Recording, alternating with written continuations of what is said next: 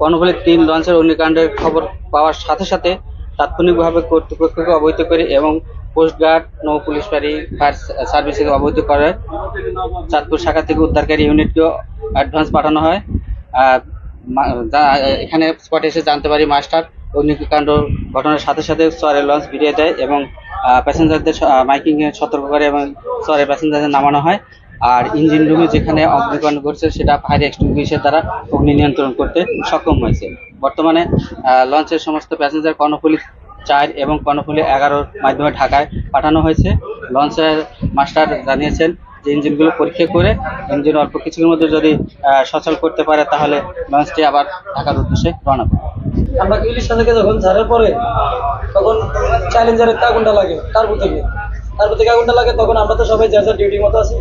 তখন আমরা হইচই শুনি না, তখন আমরা সামনে গেছি, সামনে যাওয়া যাত্রীরা সব সামনে দিকে আনাইছি, যে বলছে যে কোনো সমস্যা নেই, আপনারা দিকে যান, আমরা নিয়ন্ত্রণ আনতে আসি। তারপরে আমরা আঙুলটা নিয়ন্ত্রণ আনি, আর যাত্রী আমাদের মাস্টার তখন কিনারে ভিড়িয়ে দেয়। ভিড়ানোর পরে তখন যাত্রী আমরা আমাদের মাস্টার নিরাপত্তার জন্য উপরে উঠে দেয়।